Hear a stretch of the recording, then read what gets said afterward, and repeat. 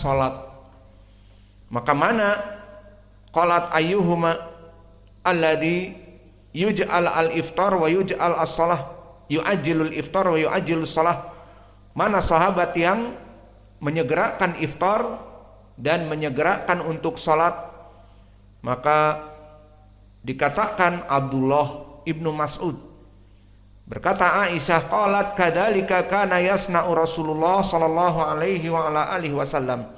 Maka itu yang dulu dilakukan oleh Nabi, sehingga di saat nanti kita berpuasa, kita berbuka bersama insyaallah, kita berbuka dengan apa adanya. Ada sambusa, ada tamr, ada khubuz, ya makan apa adanya. Kemudian kita sholat maghrib, menyegerakan iftar, tidak tenggelam di meja makan, dan menyegerakan juga sholat maghrib. Ini pendalilan dari sunnah yang disebutkan oleh penulis di dalam matan, bahwa dari sunnah seperti itu, tidak mengakhirkan dirinya di meja makan sampai tidak bisa bangun karena beban terlalu berat. Dan dalil yang kedua yang berhubungan dengan ini juga dengan dalil yang telah terdahulu, dan di sini dimasukkan kepada bab ini bagaimana dulu Nabi sederhana di dalam melaksanakan iftar. Maka hadis ini telah kita bahas di masalah yang terdahulu.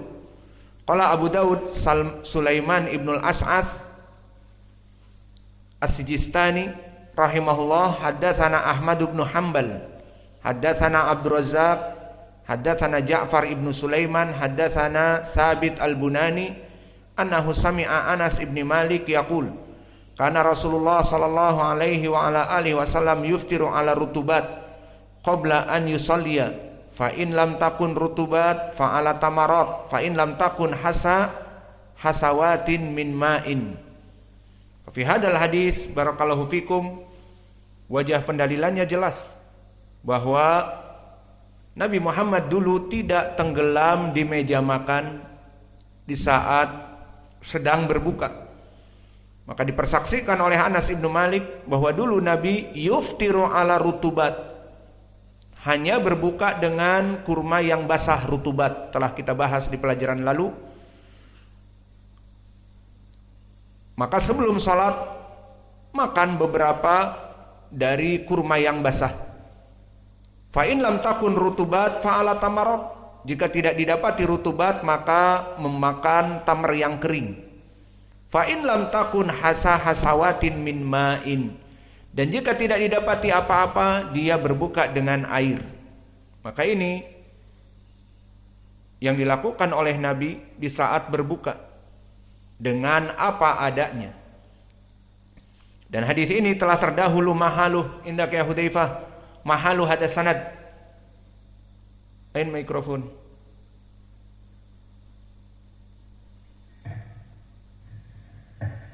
Sahih, dhaif, sahih. Mutaakkid. Idan anta matan fa qum. Al-an taghayyar fatwa hasan. Al-an qum. Taghayyar fatwa dhaif. Idan kif? Adalah hadis mahaluh. Limada hasan?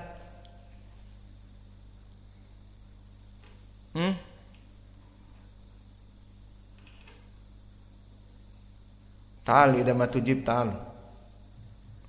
Isma'u waladak hada. Ma yafham wala haja. Ja'far ibn Sulaiman. Mahaluh Ja'far ibn Sulaiman. Hasan, saduqul hadis. Baik. Ba'da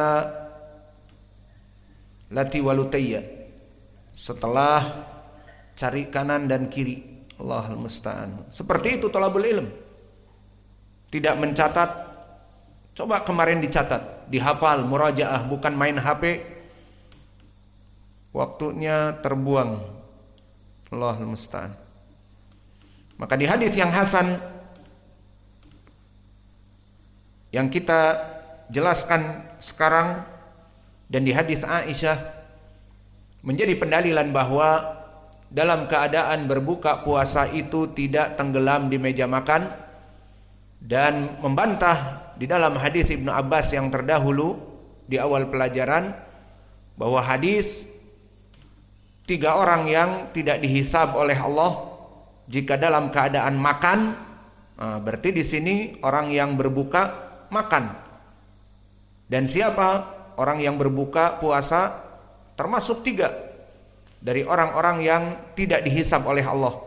Nah, berarti di sini menjadi pendalilan orang-orang yang berbuka makan saja semuanya karena tidak dihisab, tidak diwajibkan sholat maghrib dan sebagainya. Jawabnya, hadis ini dhaifun jiddan.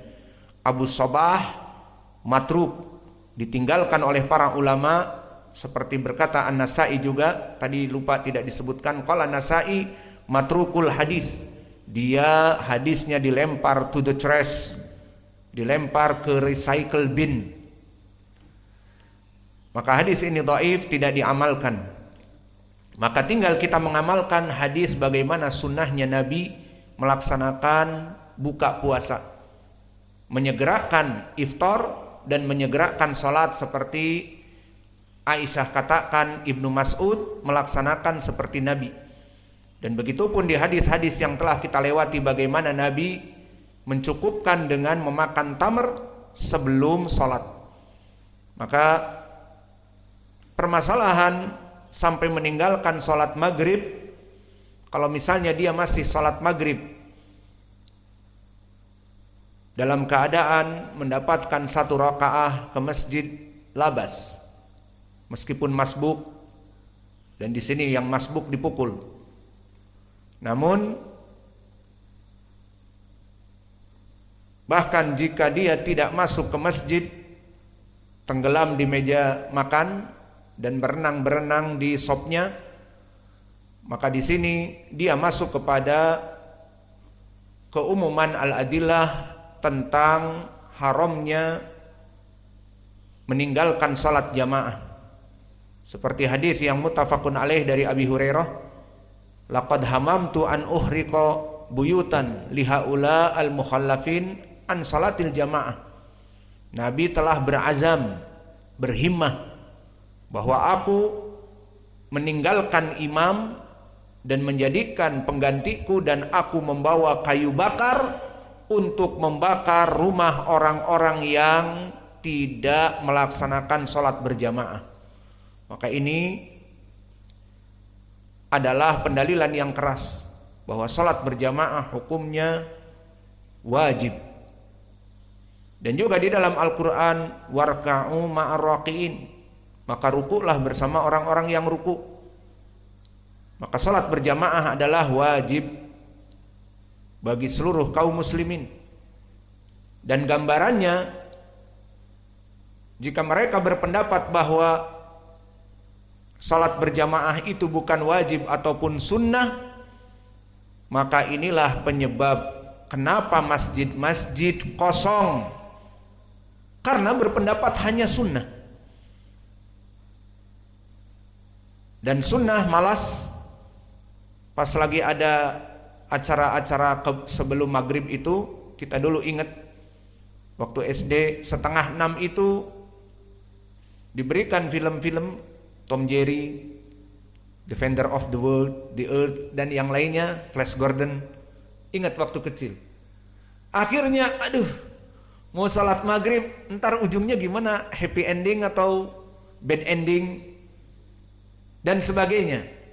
Akhirnya kebablasan. Karena 5:30 tidak ada iklan, memang selesai jam 6. Dan jam 6 itu sudah adzan waktu di Bandung, waktu maghrib. Maka dijadikan fitnah seperti ini. Maka orang-orang yang berpendapat dia itu adalah sunnah, para bapak-bapak melihat sinetron sebelum maghrib, telenovela. Gak tahu sekarang masih ada gak sinetron. Al-muhim seperti itu, saya ingat dulu. Wah, lagi asik-asiknya. Kemudian adzan. Antar dulu sampai selesai sinetron. Selesai sinetron, selesai sholat berjamaah. Lalu kenapa gak di masjid? Kan sunnah. Di rumah saja tidak apa-apa. Seperti itu. Dan lebih parah lagi, ada yang berpendapat, kenapa Pak tidak pernah sholat di masjid? Aku menjadi imam atas anak dan istriku dan putri-putriku. Dan itu kenyataan. Sampai ada yang menanyakan kepada kita, di saat kita dulu masih di Jawa, Pak Ustadz, saya ini imam. Hah? Tadi saya sholat ada imamnya di masjid. Enggak, saya imam di rumah. Maka apakah lebih baik saya sholat di masjid dan meninggalkan imamah di rumah? Kenapa emang kalau sholat di masjid? Kasihan anak istri tidak ada imamnya. Paham? Maka ada orang berpendapat sampai seperti itu. Maka inilah penyebab pas kita tanya, apa pendapat kamu sholat berjamaah? Sunnah. Ayo. Terus jadi imam di rumah bagaimana? Wajib. Kita katakan seperti itu. Maka banyak permainan syaitan atas mereka orang-orang awam. Mereka mengatakan sholat berjamaah sunnah dan menjadi imam untuk anak istrinya, putrinya dan istrinya lebih baik. Sehingga akhirnya masjid-masjid kosong. Dan mereka pada sholat di rumahnya menjadi imam. Dan ini kami dapati bahwa mereka sahih menjadi imam atas anak dan istrinya. Lalu kenapa tidak sholat di masjid? Kalau sholat di masjid, kasihan anak istri tidak ada imamnya. Dan dia meninggalkan yang utama. Sholat di masjid wajib. Maka inilah takhabbut asyaiton. Bagaimana syaitan membuat kepada Bani Adam kesesatan dan diberikan perkara-perkara yang lebih didahulukan yang bukan terdahulu. Salat di masjid wajib didahulukan daripada menjadi imam atas putri dan istrinya. Tidak wajib dan tidak disyariatkan meninggalkan salat berjamaah di masjid jadi makmum untuk menjadi imam di rumah. Maka kadang-kadang kita bertemu dengan mereka, main-main juga dengan mereka. Di saat mereka mengatakan, lalu mana yang lebih baik? Kita katakan, gaji kamu berapa menjadi imam marbot di rumah? Tidak ada. Ya sudah, di masjid wajib. Dan semua orang jika berpemahaman seperti ini, masjid-masjid akan kosong. Dan itu kenyataannya. Namun sekarang menjelang Ramadan, banyak musola-musola yang tadinya ditinggal, direnovasi, dicat, kemudian setelah itu dijadikan sholat tarawih. Setelah selesai sebelum Id, maka sudah mulai berkurang dan masuk kepada Syawal dan Dzulqa'dah, Dzulhijjah, kembali musola itu ditinggalkan. Lalu kapan diperbaharuinya lagi? Nanti Sya'ban. Dan itu banyak kita lihat masjid-masjid di Sumatera ini, terutama masjid-masjid yang ditinggal, maka diperbaharui untuk sholat tarawih. Setelah sholat tarawih menjelang hari Id, banyak yang mudik, masih tersisa 1, 2, 3 orang, maka setelah Id sudah musola itu ditinggalkan kembali. Iya apa tidak? Maka itulah nasib dari masjid dan musola. Bagi mereka orang-orang yang berpendapat bahwa sholat berjamaah itu sunnah, maka pendapat ini salah, marjuh, dan ini pendapat Abi Hanifah kalau ada, maka pendalilannya tidak kuat. Maka kesimpulannya pembahasan kita adalah bantahan kepada mereka yang tenggelam di saat berbuka puasa dan mengakhirkan sholat, maka ini jawabannya.